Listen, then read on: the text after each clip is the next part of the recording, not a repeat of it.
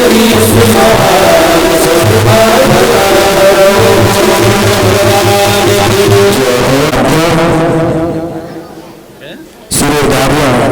भागवत महापुराण परम आराध्य श्रीधार्य श्रीमद् देवी भागवत महापुराण श्रीमद् भागवत महापुराण पर बैठे पूज्य चरण व्यास जी, देवी भागवत महापुराण पर बैठे पूज्य चरण व्यास जी, इष्ट समासेव देवता, इष्ट नाग देवता, नरसिंह देवता, पति पावनी मां गंगा जी, आवाहित समस्त देवी देवताओं के चरणों में प्रणाम करता हूं।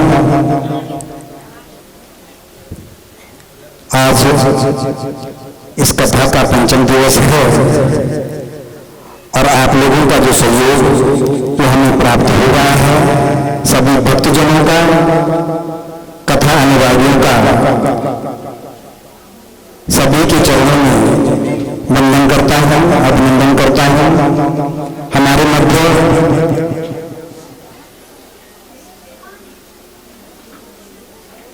मांडव से हमारे संधि जी डॉक्टर साहब हमारे बीच में हैं, उनके पिताजी, उनका समस्त परिवार हमारे बीच में है। आप सभी का मैं हृदय से स्वागत करता हूं, वंदन करता हूं, अभिनंदन करता हूं। हमारे बीच मुखबा ग्राम से हमारे समस्त ग्रामवासी, समस्त भाई बंधु हमारे बीच में हैं। आप सभी का मैं हृदय से स्वागत करता हूं। हमारे बीच विभिन्न स्थानों से आए हुए समस्त अतिथिगण, सभी का मैं अभिनंदन करता हूं। हमारे बीच विभिन्न विद्यालयों से हमारे गुरुजन वृंद आए हैं, उन सभी के श्री चरणों में प्रणाम करता हूं।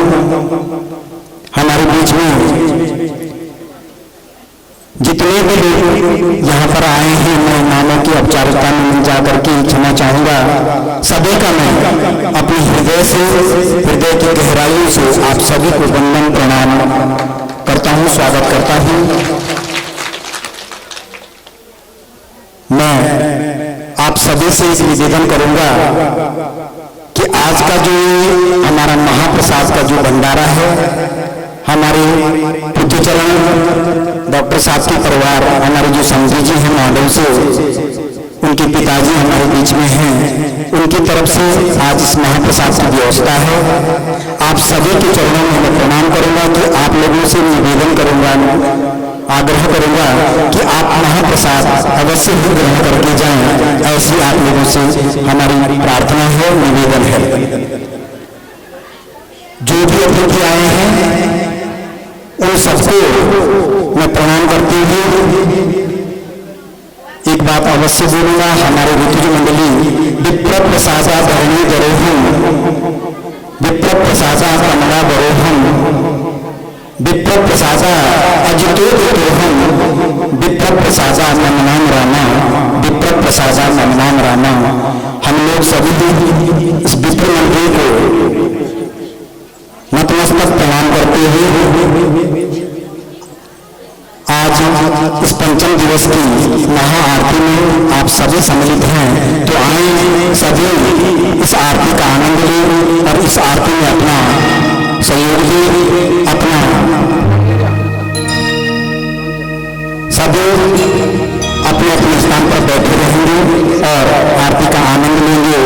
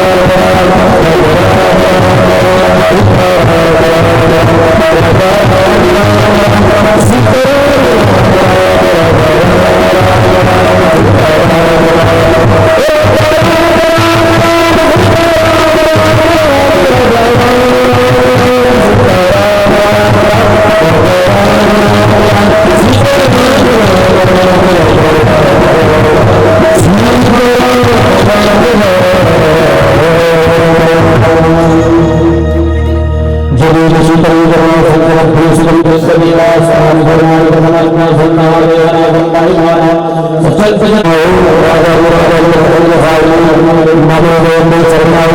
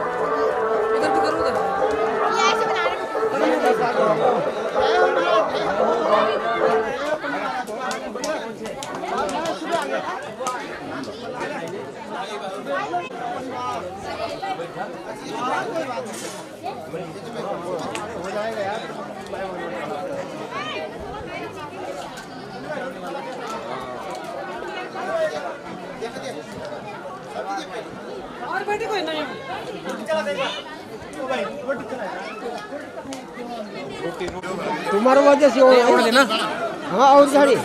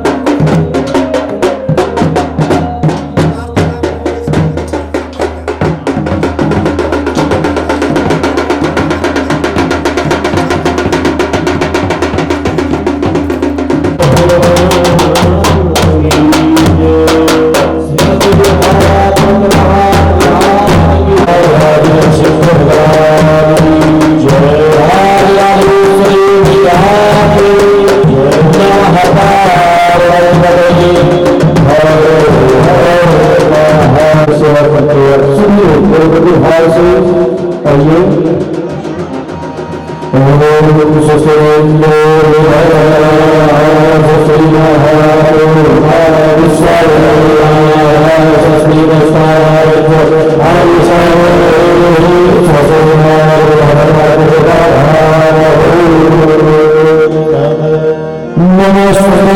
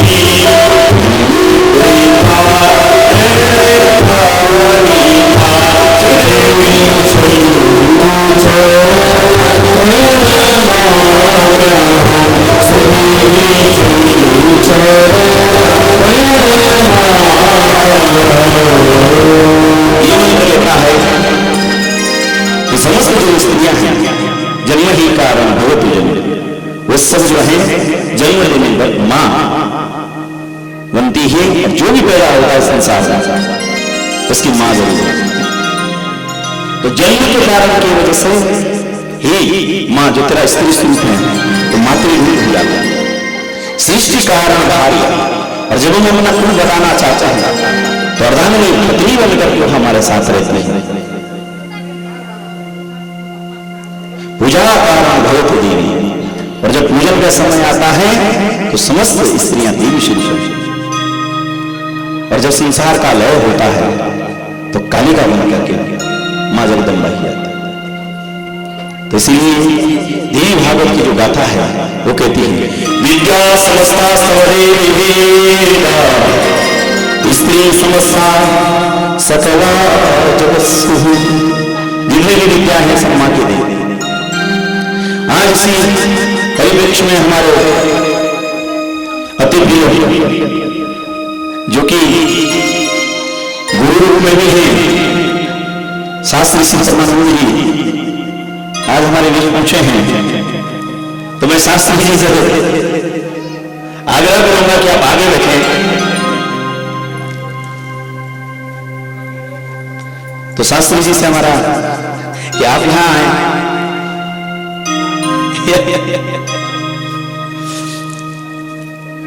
और आपसे हमारा बड़ा स्नेह है, और आज बहुत सारे भाषण आए हैं, सभी का स्वागत करते हैं। आए आज की कथा में प्रवेश करें। एक लोहा पूजन भरे एक बड़ी करे हो, पारस स्पर्श भीग न करे छूज कंचन हो। जैसा लोहा होगा कहीं टूटी ऊपर लाए हैं, कहीं गिनती ले ली है, किसी मकान को सरिया में लगा, कोई कंट्रोल मकान खराब होना फेंक देते होंगे गंदगी जाए। अगर पारस का पत्थर हो तो सोने बोलेगा कि जो बात त्रिशूल बनाई उसको मैं छू करके क्या बनाऊंगा, सोना, और जो तुमने फेंक दिया है उसको मैं सोना नहीं बनाऊंगा, ऐसा हो सकता है? पारस स्पर्श भीग न करो, पारस कैसा केवल लोहा बस। भगवान कहता है कोई भक्त होना चाहिए, मैं अगर स्पर्श कर दूंगा जैसे कि कंचन सोना बनाऊंगा। धारुणामस्म कंचन विभूति वर्णन जो भगवान कर रहे हैं दोस्तों, तो भगवान कहते हैं कि धातुओं में मैं सोना हूं। तो भगवान से क्या करते हैं, छू करके उसे अपनी तरह पवित्र कर देते हैं, लेकिन आकार नहीं जाता। उसने कहा जिन पारस के स्पर्श से कंचन भये तलवार, लेकिन तीनों नाम तू ढाल मार आता। अब तलवार बोलेगी उसमें अगर हम सोना लगा देंगे तो उसकी धार तो सोने की तो हो जाएगी, लेकिन धार तो हम काटेंगे, शस्त्र तो है ही। वो क्या काम करेगा, काटने का ही काम करेगा। तो बोले कंचन तो बोल गए और सोने का भी छुआ है, मानता है किसी को अच्छा नहीं है। तो बोले ये तीनों चीज तो नहीं जाता। तो बोले क्या करना चाहिए, तो एक चीज और बोलो, ज्ञान हटवा लीजिए सतगुरु विवरण सुना, ये तीनों मिट गई भार भगवान के सानिध्य से सोना तो बन जाएंगे, लेकिन जो हमारे वृत्ति है वो बदल। इसीलिए शुंभ निशुंभ चंड मुंड महिषासुर इन्होंने 10-10, 20-20 हजार वर्ष तक तपस्या किया, और जब इन्होंने तपस्या करी तो इनका तपस्या का फल हमें क्या क्या मिला, ये आप लोग देखो। मिला 20,000 वर्ष तक हिम्मत से सर पूरा शरीर भर गया, किसका, हिरण्याक्ष का, हिरण्यकश्यप का। लेकिन इन्होंने जो तप किया हमें कुछ मिला किसी? जिसकी वृत्ति ठीक नहीं है उसकी पूजा भी फलदायक नहीं, ये हमें शास्त्र कहते हैं। लेकिन एक सबसे कम तप किया, पंचवर्ष सहस्राण पंचवर्ष शतांच 5500 वर्ष तक एक व्यक्ति ने तप किया महाराज, उसका तप का प्रभाव आपको भी मिल रहा है, मुझे भी मिल रहा है, मेरे देवताओं को मिल रहा है, हमारे पितरों को मिल रहा है। वो कौन था? भगीरथ। भगीरथ तपस्तान त्रिशूलोपेशुश्रुतम् इदं लोकविकृतं नीति जानहि नारदः। उसने इसी पृथ्वी को वैकुंठ बना दिया। क्यों? कि जो प्रार्थना होती है वो सर्वजन हिताय होती है। भगीरथ एक ऐसा था जिसने कहा कि समस्त पुत्रों के लिए जिसने कामना करी, समस्त प्राणी मात्र के लिए जिसने कामना करी, और तब बैठा उस शिला पर बैठा, उसने जो जप किया साहब, आज हमारे पितृ उस जल के लिए तरसते हैं। हमारे देवता भी कहते हैं मुझे गंगोत्री ले जा, मुझे जल स्पर्श करना, मुझे वो शिला पर है। तो ये नहीं जरूर नहीं कि 3 बजे जुड़ी को 3 बार कड़ाई में फायदा है। ऐसा मैं बहुत पाठ कर दूं तब नहीं, एक कथा नहीं भस्म हो गया था और घर घर किया लोग कि जल्दी नहीं करते भस्म कर दो। अरे लोगों ने दिमाग में खराब याद नहीं कर देता। ऐसे रामकृष्ण परमहंस घर पर एक व्यक्ति आया, कहा तुम्हारे बड़े नाम ख्याति हो रही है, क्या जानते हो? मुझे जल स्तमन आता, मैं नदी को पार कर सकता हूं, डूबूंगा नहीं, स्तमन करूंगा, सीधे चलूंगा जैसा पृथ्वी पर चलता, जल में डूब नहीं सकता। रामकृष्ण परमहंस ने कहा आपको कितने साल लगे इसको साधना? मैंने कहा 1 ही साल की तपस्या है और तब हमने जल स्तमन। उसी समय दूध देने वाला है। रामकृष्ण परमहंस ने कहा इस कमंडल में इस दूध को डाल दो, और उसने कहा भैया आप कहां से आते हो? गंगा पार से आता।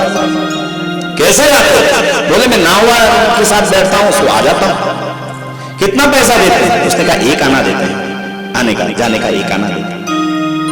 रामकृष्ण परमहंस पर साधु पर देखने लगा, महाराज 21 साल खत्म कर दिए तुमने 1 आने की विद्या सीखने के लिए। जो काम तुम 21 साल में गंगा को पार ऊपर करना चाहते हो वो तो 1 आना में हो जाता, क्या फायदा रहा तुम्हारा? 21 साल तो बर्बाद।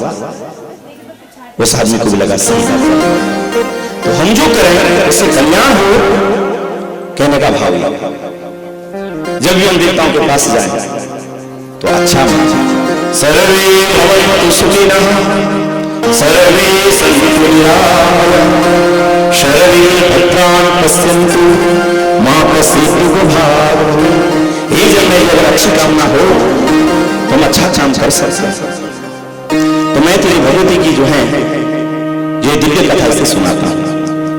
एक राजा हुआ महिषासुर, बड़ा दिव्य देवता, उसके सामने का जो बल था वो था, जीत नहीं सकता था।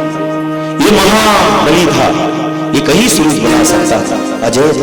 तो कहा इसकी पूरी कथा हम सुनना चाहते हैं। तो कहा इसने जो है इंद्रासन पर विजय कर दिया और इंद्रासन को भोगने लगा। इसने भी उत्तम तप किया था और इसके पिता लोगों ने भी उत्तम तप किया, लेकिन तप का प्रभाव केवल अपने तक ही सीमित रहा। तो कथा गई दलोपुत्र महाराजा विख्यात चित्तिमंडली रंभस्य परमस्य वास्तु दानवोत्तम। दलो महाराज के पुत्र हुए रंभ और कर्म। इन दोनों भाई ने सोचा कि एक काम करते हैं, हम इंद्रासन जीतना चाहते हैं, उसके लिए तप करते हैं। कर्म जल में गया और जल समाधि ले ली, डूब कर जल के अंदर गए और वहां जो है स्वर बंद कर दिए और रंग में उपासना करने लगे।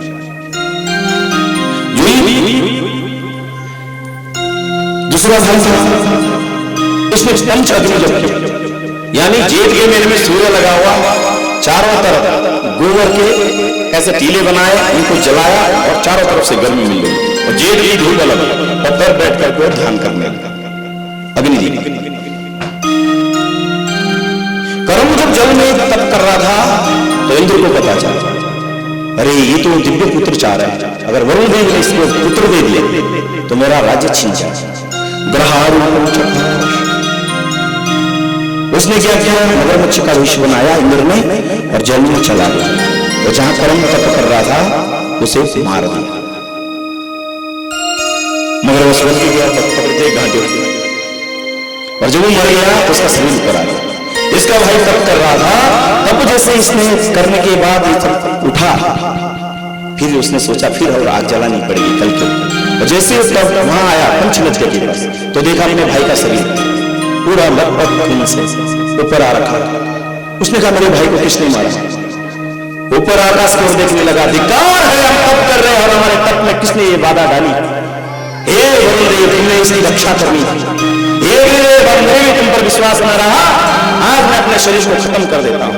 अपनी चुड़िया खुद पकड़ ली, खड्ग ले लिया और कहा मैं शीश दान करता हूं। और जैसे ही काटना चाहता उसी समय अग्निदेव प्रकट हुए। अग्निदेव ने कहा हे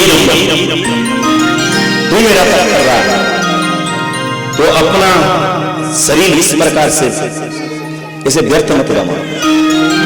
कभी भी हो देवी भागवत कोई भी भागवत सब भागवत में कहा गया है कि आत्महत्या नहीं करनी। आत्महत्या बड़ा पाप है। घर में लड़ाइयां होती हैं और ये क्या कि 2-3 चीजों से बच के रहना। या तो जहरीला डंडा ढकना नहीं, ये ना कि दवाई रखी तक आपा रखी मुसलमान रखी कभी नहीं होती। ये जो क्रोध होता है एक घड़ी भर होता है, उसके अंदर आदमी कुछ भी कर सकता है। हम जितने लोग यहाँ बैठे कोई व्यक्ति ऐसा नहीं होगा जिसने 1-2 बार प्रयास न किया। अगर उसे ठीक टाइम पे मिल जाता तो हम लोग यहाँ कथा नहीं सुनते होते। बचे इसीलिए वो चीज हमारे हाथ में लगी कभी नहीं तो अब तो रोलिंग थी बस। अब तो पाने में लोगों ने भोल बना दिया। मैं तो यहाँ लेकिन मन नहीं करता था नहीं बस। तो कई बार ना बहुत ज्यादा परेशानी आती है। तो ये सब नहीं करना है, ये चीजें नजदीक नहीं होती। अगर घड़ी पर पड़ जाए तो उसके बाद आदमी शांत हो जाता। नदी के किनारे एक मकान हो कभी जहां भयंकर नदी का प्रभाव और गुस्सा है वो छुई दम भाव तब से कौन पकड़े क्या क्या थोड़ा दूर हो हमसे नारा भाग रहा है कोई ना कोई पकड़ेगा। रास्ते में कोई मिल जाएगा कुछ बात होगी तो कल सकती, लेकिन अगर रास्ते तो ऐसी जगह नहीं होगी। मेरे एक मित्र हुआ करते थे और वो लड़का टेंट हाउस में काम करता था। उसकी शादी हुई, शादी का 28वें दिन बाद उसको छलांग मारा, खत्म। बहुत अच्छी दराली में। तो उसका जब मुझे पता चला मैंने कहा यार ऐसे कैसे कर दिया। 28 दिन की शादी में उसका घर ही टीले के ऊपर नजदीक था। अब थोड़ा दिमाग में पता नहीं क्या हुआ उसने से छलांग मारा। तो यानी कि अगर एक कहीं वो इतना फासला होना चाहिए एक घड़ी मिल जाए। एक घड़ी करते कितना 24 मिनट कर आदमी शांत हो जाता है। और कवर जो आदमी दूर जा रहा है अगर कुआं में अगर मैं चिड़ जाऊं तो फाव देना मैं मार हो तो बहुत टाइम लग जाएगा। फिर क्या होगा कि कहीं ना कहीं विचारों में परिवर्तन होता है। और विचारों में परिवर्तन होने के बाद आदमी कुछ है यार वो अपने चल कोई नहीं रोकना। अगर कोई रोकना नहीं हो तो धीरे बहुत चाहिए कोई ना कोई डालो वजन में तो पड़ता है। अगर दूर जाएगी नहीं बीमार हुआ और कोई बचा है नहीं तो देखना तो पड़ता है कि आया नहीं थोड़ा दूर हो तो कोई तो आइएगा। तो ऐसा नहीं करना। अग्निदेव ने मना किया। और जो शरीर को खत्म करता है खुद को, जिस चीज को हम खुद नष्ट करते हैं दोबारा नहीं मिलता। तो मनुष्य में मिलेगी नहीं फिर तो अन्य में घूमना।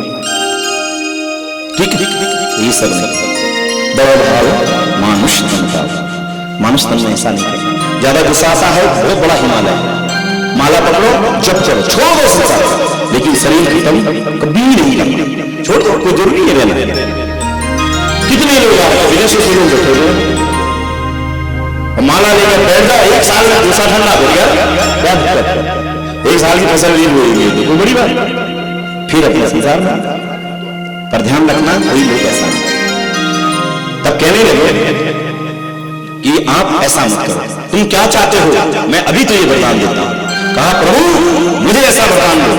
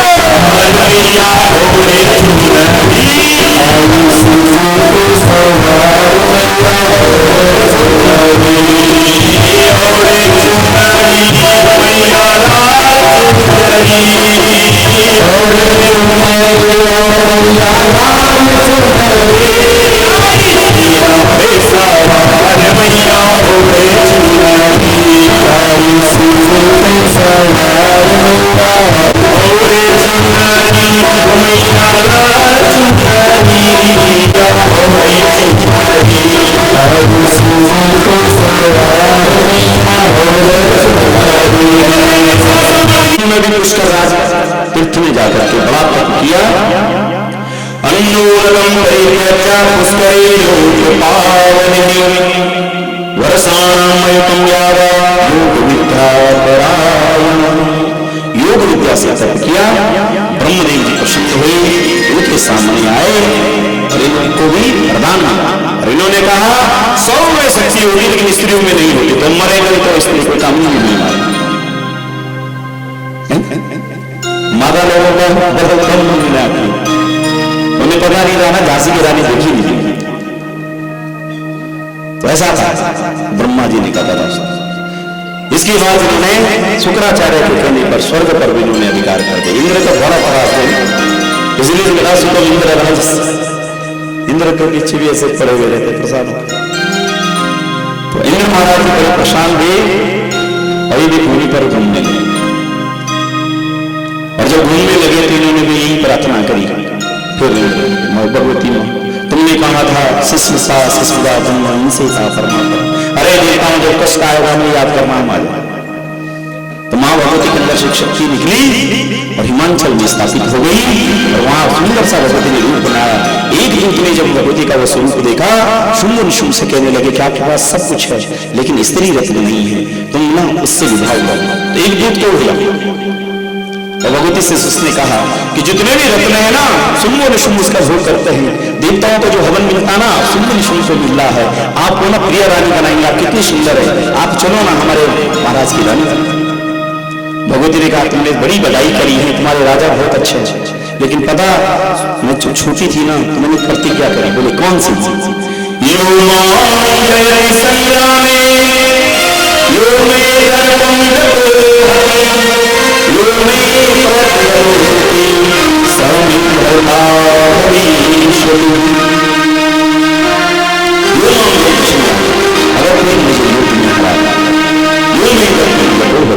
कोई मेरे भाई का बच्चों 18 पुराण में कोई नहीं कहता कि मैं घमंड हूं, मेरा घमंड हूं, लेकिन भगवती कहती है। और अहंकार किसी का अगर श्रृंगार है तो केवल भगवती का ऐसा है। भगवती से के पास अहंकार अच्छा है क्योंकि जगन महात्मा है, और कोई नेता नहीं कहता कि मेरे अहंकार को, किसी देवता ने कहा घोषणा नहीं। चल कुछ भी नहीं है तो कम से कम बराबर होगा, सामने जाता है वो मेरा पति बन सकता है। और जब शुंभ निशुंभ को वापस आकर दूत कहता है महाराज वो मानने को तैयार नहीं, उसने कहा सुनो चंद्रमंडलो जाओ, ऐसा उसकी चोटी पकड़ो खींच के लाओ, मैं शरणों में डालू। इतनी बड़ी बात करते चंद्रमंडल दोनों आ गए। भगवती सिंह के पास बैठी हुई थी, वहां झूला झूला। भगवती ने जो है अपने अंदर शिक्षी निकाली, चामुंडा 4 हाथ वाली लंबी थी। माने का चंद्रमंडल छोटे नहीं है। भगवती ने जो कहा 4 हाथ वाले लेके हम भी इसका मंत्र धारण करेंगे मां। और चंद्रमंडल के साथ युद्ध हुआ तो मां भगवती ने चंद्रमंडल को मार दिया और उसका मुंडा अपने हाथ में ले लिया। और हमारे वहां एक मार्कंड स्थान है जहाँ चंद्र मां का मंदिर है, उसी शिला पर पार्वती मां को बोला हे मां हमने वो कार्य सिद्ध कर दिया। पार्वती मां ने देखते हुए कहा यस्मा चंद्रम चंद्रम चग्नित्वा आत्मोपागता चामुंडे की तालु की ख्याता देवी भविष्य। तेरे हाथ में चंद्र का मुंडा है, आज से तेरा नाम चंद्रिका होगा, चामुंडा तेरा नाम। और इसी का हम नवरात्रि में पाठ करते हैं, इसको बोलते चंडी पाठ। और इस माँ का भी चंडी पाठ है, पाठों की कई विधान है। हम जो पाठ करते हैं सब तो सती होता है, लेकिन दीक्षित से हो जाता है तो चंडी पाठ होता है। और चंडी पाठ सबके सामर्थ्य में नहीं हो सकता, बहुत मुश्किल है। किसी पे विशेष कृपा कभी हो जाती। एक दिन एक महाराज जी थे, कामाख्या से आए। हमने महाराज जी कितने बार चंडी को पढ़ने से सिद्ध हो जाएगा। हमने कहा भैया ये तो जन्म जन्मों का काम है, कभी कृपा करो तभी हो सकता, नहीं तो होने का नहीं। अगर ऐसा हो जाता है अपने पास से सिद्ध हो जाता तो गली गली में सिद्ध नहीं सकती। क्यों? यम यम चिंतते कामं तम तम प्राप्नोति निश्चितम। वो जो सोचता वैसे होने लगता है, तब तो संसार का ब्रह्मा भी बर्बाद हो जाएगा। तो ये चंडी का भाई किसी को सिद्धि होनी मुश्किल है, लेकिन स्पर्श भी हो जाए तो कहते हैं रोगान शीशा परिष्टा रुष्टा तु कामान सकलान विष्टा तुम सतानां विपन्नराणां तुम सुताया श्रवतम प्रयाति देवता माँ जिस घर में तो प्रश्न है ना रोगा न से सारा पंच पुष्टा माँ उस घर में कोई रोग रहता ही नहीं रुष्टा तो कामान सकलान विश्वान और तू किसी घर में नाराज है उसके बन बने काम सब खराब तुमा सीता नाम विपन नारायण माँ जो अपना शीश तेरे पास रख देता कि मैं तेरे आश्रय में जो तुझे करना है तू कर उसके पास दूसरे लोग आते हैं मेरा लड़का होता है कुछ बोलू तो हमारे कोई बढ़िया काम करते हो हाथ देते हुए इनसे मेरा लड़का नहीं उसके आश्रय में सारा गांव आता है अरे उस पंडित जी के पास जाओ उनके पास जाओ अरे उनके हाथ जैसा क्यों तुमा सीता नाम विपन तुमा सीताया श्रयताम माँ तेरी इतनी बड़ी कृपा आज वो चंडिका माँ ने जब उसका नामकरण हो गया तब पश्चात जब पता चला तो रक्त बीज को भेज दिया माँ भगवती ने एक जो बूंद नीचे गिर सब जला दी भस्म कर और तत्पश्चात रक्त बीज आदि को मार दिया बिलाल को मार दिया फिर शुंभ और शुंभ दोनों भाई आए वो चंद्रहास खड्ग लेकर के माँ भगवती ने कहा भगवती ने बहुत सारे रूप बनाए तब चंद्र ने गाली दी तू क्या कर रही है कई रूप बनाती है भगवती ने कहा एक हूं मैं तो एक ही वो सारे रूप आए भगवती के अंदर समा गए और भगवती ने शुंभ और निशुंभ दोनों भाई को मार दिया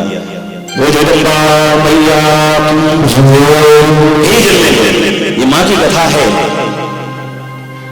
और मैं तो दिव्य पुराण के अंदर भक्ति भी बताता हूँ और आगे की कथा कही इसमें पवित्रता के लिए माँ गंगा की कथा प्रारंभ कर और मैं तुझे बताता हूं ऐसा नहीं कि मारती मारती है तारती तो गंगा की कथा प्रारंभ करी तो कहने लगे एक बार समुद्र मंथन हुआ तो समुद्र मंथन होने के बाद देवता लोगों ने क्या किया अमृत पिया अमृत पिया तो बलि आदि को सबको भगा दिया तो भगाने के बाद देवता लोग राज्य करने लगे और सारे असुर परेशान हुए असुर जब परेशान हुए तो शुक्राचार्य ने कहा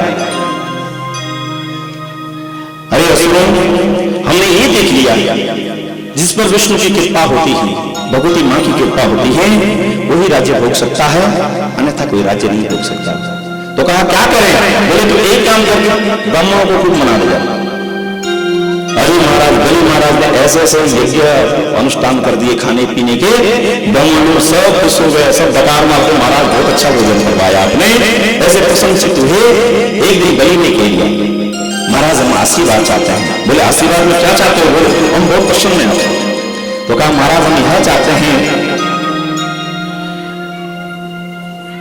कि हमें तेजोमय रथ आप प्रदान कर सब ब्राह्मणों ने अपना तेज दिया उससे सुंदर सा रथ का निर्माण हुआ और देवता लोग अमृत पिए हुए थे बड़े घमंड में थे अब यहाँ आशीर्वाद का रहता था तो बलि महाराज उस पर सवार हो गए शुक्राचार्य ने दिन लगन देखा बोला आक्रमण कर और जब वो रथ चला उसके आगे कई आवाएं चली थी बैनी हा पीला बैंगनी हरा नीला ऐसे 7 कलर आगे चल रहे जब देवताओं ने देखा कौन सा कुंज है कोई देवता आ रहा है बोले महाराज ऐसा तो नहीं लेकिन बलि महाराज आया उसी समय इंद्र ने बलि को उठा लिया चलो आक्रमण करते हैं बृहस्पति ने हाथ पकड़ लिया और कहा महाराज आप अमृत पिए वो बंदी बना देगा और पता नहीं कब तक पिटोगे समझ लो पहले तो ये था कि मर जाता इसलिए इसका सामना कोई नहीं कर सकता इंद्र ने कहा क्यों नहीं कर सकता इतने दिखता बोले ब्राह्मणों का आशीर्वाद कर रहा था इसीलिए युद्ध छोड़ दो भाग जाओ और सारे भागे हिमालय और बलि महाराज कहां पहुंच गए स्वर्ग तत्पश्चात शुक्राचार्य ने कहा अब 100 यज्ञ कर दो सता कर दो शक्र का अर्थ होता है सा मन शक्रा मन कर इंद्र का नाम जो 100 यज्ञ करते वही रहते हैं इंद्रासन तो नर्मदा के किनारे आकर एक के बाद एक यज्ञ करने लगा इधर सारे देवता माँ अदिति और कश्यप ऋषि के पास आए रोने लगे माँ आप ऐसा कुछ करो ना जो हमें स्वर्ग वापस मिल जाए तब कश्यप ऋषि और माँ अदिति दोनों ने नारायण के लिए प्रार्थना करी और भगवान ने कहा कि तू जो है कई व्यक्त कर मैं तुम्हारे यहाँ जन्म लूंगा और तत्पश्चात फाल्गुन के द्वादशी के दिन शुक्ल पक्ष अभिजीत मूर्ति में भगवान वामन अवतार में आए जन्मे जी को एक कथा बोली वामन भगवान की जैसे वामन भगवान आए तो माँ अदिति ने उन्हें लंबी दी कश्यप ऋषि जी ने निकला दिया आकाश ने छाता दी पृथ्वी माँ ने पादुका दी तत्पश्चात कुबेर जी ने एक अक्षय पात्र उनके हाथ पर दिया मान ने उसमें भिक्षा दी गुरु बृहस्पति के पास पढ़ने चले गए गुरु बृहस्पति ने खूब पढ़ाया तब कहा कि जाओ गांव से हमारे लिए भिक्षा मांग के लाओ बामन भगवान गए भिक्षा ले आए, गुरुदेव ये हमने आपके लिए भिक्षा लाई, आप ग्रहण करें। बृहस्पति ने देखा नहीं ये नहीं चाहिए। बोले प्रभु मैं क्या ला सकता हूं आपके लिए? बोले मेरे 3 लोटा जो रात है वो दे दो। बोले कौन दे देगा? कहा कि नर्मदा के किनारे जो हैं एक राजा है। बोले कौन? तो कहा वो है बलि महाराज। बलि महाराज जो हैं ब्राह्मणों को खाली नहीं बेचते, उनसे तुम त्रिलोक का दान मांगो, प्रभु वो दे देंगे। बोले आप प्रयास करें। और तत्पश्चात जब दाम भगवान चले सब लोग प्रसन्न हुए।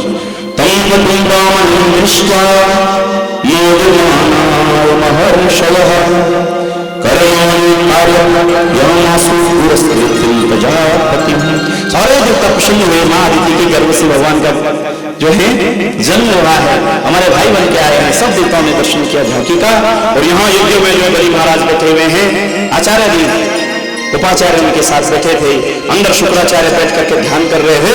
और जब स्वाहा स्वाहा चल रहा था, ओम स्वाहा ये शब्द चल रहे थे, आहुति दे रहे थे। वहां का एक प्रवेश द्वार था, वहां पर बटुक भगवान जब पहुंचे तो बलि महाराज की नजर जब गई तो बलि महाराज ने इशारा किया कि आचार्य देव थोड़ा सा आहुति रोको। आचार्य ने कहा क्या बात? बोले सामने देखो कितना सुंदर। और जब सबने वहां छवि देखी साथ तो सब मौन रहे। तुरंत आज्ञा मांगी आचार्य। मंडप से जब उठते हैं हम लोग या अंदर प्रवेश करते हैं, हमारा विधान कहता है कि आचार्य जी को पूछना चाहिए कि मैं बाहर निकल जाऊं या मैं अंदर आ जाऊं। ये भी यज्ञ मंडप की जो भूमि होती है वो आचार्य की ही होती है, ठीक है। और कथा मंडप वाले किसकी होती होगी? यहाँ कथा करते हो भूमि हमारी हो जाती है। अब जजमान लोग देख लो अगर कर सकते हो एडजस्ट।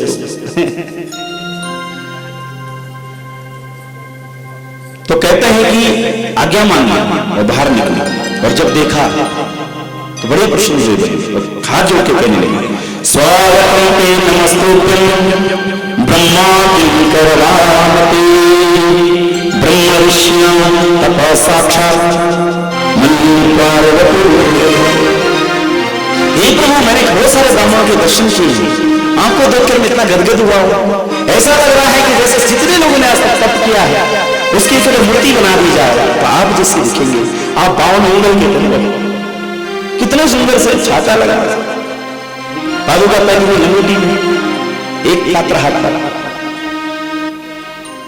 आए, स्वागत किया और कहा बैठो ना। बड़ो भगवान ने कहा हम तो तुम्हारे दर्शन करने आए बलि। ध्रुव महाराज के पुत्र हो वेरोचन, वेरोचन के पुत्र हो बलि। तुम्हारे दादा ने भगवान विष्णु को इतना ध्याया कि नरसिंह अवतार हो।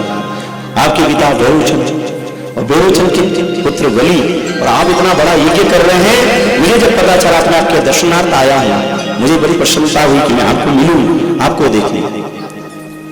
बलि कहने लगा प्रभु हमारे क्या दर्शन, दर्शन तो आपके, अंदर चलो। बोले नहीं आपने कैसे मैं जाना? बोले महाराज संकोच मत करो। अंदर ले आए और जैसे प्रवेश करवाया तो कहने लगे महाराज आप कुछ क्या चाहते हो? आपको स्वर्ण चाहिए, गौ चाहिए, विवाह करना है, कन्यादान करें, क्या चाहिए आप बोलो। बोले हमें कुछ चाहिए। पर जब बहुत जोर लगाया, खाली मेरे वहां से कोई ब्राह्मण आज तक नहीं गया, आप बोलो ना इच्छा क्या।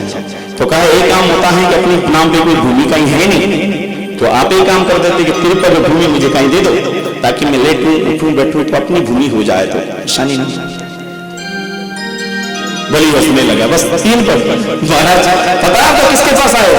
हम बलि है, कहीं भी मांग लो तुम लोग में बड़ी बड़ी बड़ा सा आश्रम भी बना देना। बोले कुछ नहीं, समय इतना ही चाहिए। वो समय शुक्राचार्य ध्यान में बैठे। शुक्राचार्य ने कहा ये स्वाहा स्वाहा सुनाई नहीं दे रहा, पूजा क्यों रुक गई है? तो शुक्राचार्य भी वहां से तैयारी करने लेके चाहते हैं जरा क्या क्या चल रहा होता। इधर बलि महाराज ने जब तैयार कर दिया तो भगवान ने कहा एक काम है, अगर आप दान कर रहे हो तो आप संकल्प करो तो फिर दे दो। अब एक चीज ध्यान रखना, हम लोग कल छक्की दान होनी, छक्की दान होनी, दान करे कल्याण, ऐसा रामचरितमानस में लिखा हुआ है। कलयुग में दान कल्याण करेगा, लेकिन दान नहीं होगा। अब देखो आप, दान क्या होता है, भिक्षा क्या होती है, दक्षिणा क्या है, अलग अलग। एक होती है भिक्षा, ठीक, भिक्षा कौन सी होती है, आप अंदर बैठे हैं, बाहर एक साधु आता है, नमो नारायण माता, मैया कोई साधु आया है, आप ये अरे महाराज आप अंदर गए, जिसकी श्रद्धा कम छोटी कटोरी में ले, जिसकी ज्यादा है उसने बड़ा वाला डोंगा में ले, आपकी इच्छा, कहीं और रुपया ले, कहीं 10 लाया, किसने 500 लिया, अपनी इच्छा। आपने कहा लो महाराज कमंडल करो, आपको डाल डाल, उसको बोलते हैं भिक्षा। भिक्षा देने वाले पर निर्भर करती है, ठीक। एक होती है दक्षिणा। दक्षिणा होता है, दक्षिणा का अर्थ होता है ब्राह्मण लोग 7 दिन रहे, तुम्हारे तक जप मां के 3 दिन रहे तो दिन के हिसाब से दी गई, नहीं आ रही था परिश्रम करेंगे ये दिन, इसको बोलते हैं दक्षिणा। एक होती भेंट। भेंट अपने से बड़े को भी दी जाती है, अपने के बराबर वाले को दी जाते हैं। जब हमारी जब तक भेंट बोले भेंट करते हैं, जब आप किसी को देखते हैं, मुख दिखाई देते हैं, या छोटा बच्चा कोई उसको देते हो भेंट है, हम मिल रहे हैं भेंट करते हैं, तुरंत भेंट। भेंट भी अपनी इच्छा पे होती है, कोई सोल लोन साड़ी ले तो भेंट भी दी सकती। और एक होता है दान। दान करते होता है कि ब्राह्मण कहे जजमान मुझे फलानी चीज दे दो, तब बोले हाँ गुरु मिल, तब उसको बोलते दान। ऐसा ना आप गुरु हजे उजाले सिंह मिली थे वो लगा रहे गुरु में काली मंदिर हो गया, चल मारते मुझे वो भागवत खोल जाओ देख करो, पंडित जी आ रहे हैं, पंडित जी गाय खाने, इसको दान नहीं करते। इसलिए कन्यादान होता है ना, तो पहले दे जाने वाला आता है, कौन बर वो देखता है, हाँ ठीक है लड़की मैं इसको ले जाऊं, यानी जिसको दे रहे हैं उसकी इच्छा में है, तो उसको बोलते हैं दान। तो कहा अगर दान दे रहे हो तो संकल्पित होता है, दान में संकल्प लगता है। तो आज दान नहीं हो रहे हैं, और कभी अगर किसी की इच्छा हो कभी तो अल्प हो चाहे बहु हो, दान करना चाहिए, और दान से संकल्पित ही करना चाहिए।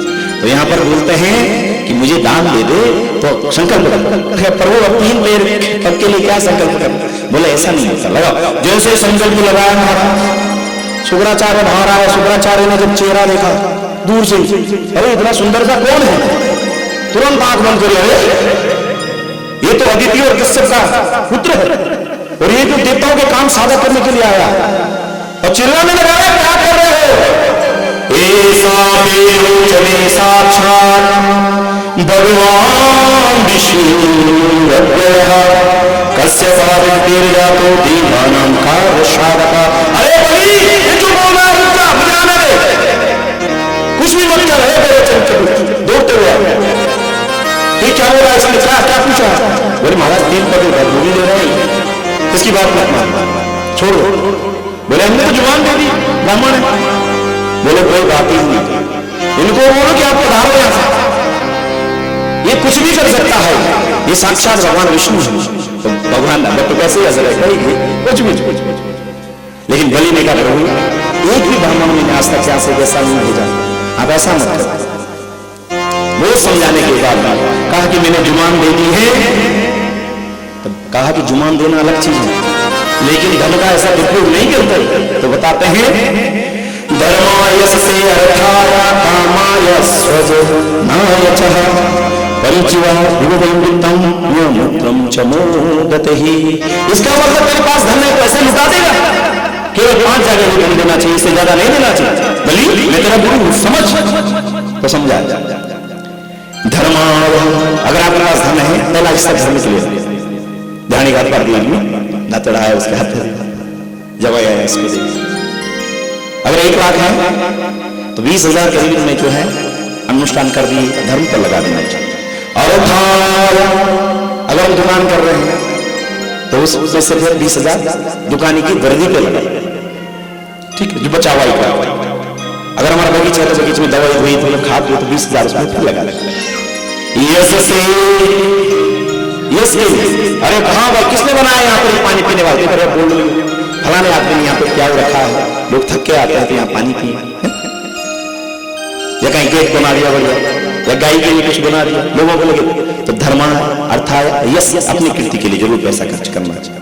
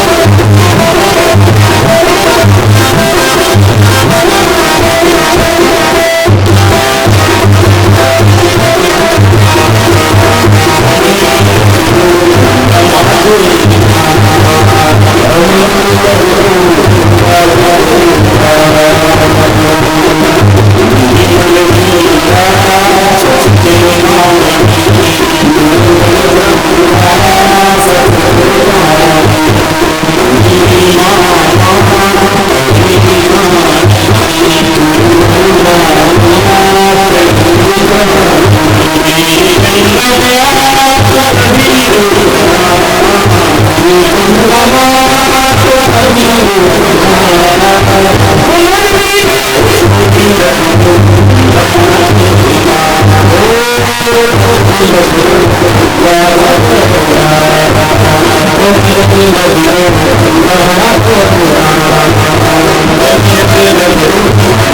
you.